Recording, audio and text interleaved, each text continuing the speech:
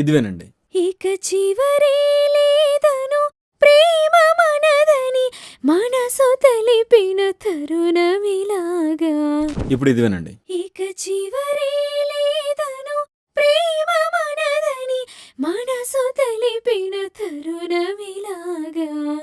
మీ వాయిస్ని కూడా ఈజీగా సింగిల్ వాయిస్ని మీరు స్టీరియో వైడ్గా చేసుకోవచ్చు. సో వేవ్స్లో ఉన్నటువంటి ఒక ప్లగిన్తో ఇది ఈజీగా మనం చేసుకోవచ్చు. ఆ ప్లగిన్ ఏంటో ఇప్పుడు మనం తెలుసుకుందాం. సో వేవ్స్లో ఉన్నటువంటి డబ్లర్2 అనే ప్లగిన్ మన యొక్క సింగిల్ వాయిస్ని మనకి స్టీరియో లాగా డబుల్గా చేస్తుంది అనమాట. దానికోసం మనం ఏ సెట్టింగ్స్ ఈ ప్లగిన్లో యూజ్ చేయాలో తెలుసుకుందాం. ముందుగా డబ్లర్ ప్లగిన్ అనేది ఈ విధంగా ఉంటుంది. సో ఇక్కడ మీరు ఏంటంటే డైరెక్ట్ అనే ఒక ఆప్షన్ ఉంటుంది. దీన్ని మనం క్లిక్ చేసినట్టయితే ఈ యొక్క సెంటర్ వాయిస్ అనేది ఆగిపోతుంది. అంటే ఏంటంటే ఇది సెంటర్లో కూడా వచ్చేస్తుంది. సో ఇది మనం ఆఫ్ చేసినట్టయితే మనకి ఈ యొక్క వాయిస్ అనేది లెఫ్ట్ అండ్ రైట్కి స్ప్లిట్ అవుతుంది అనమాట.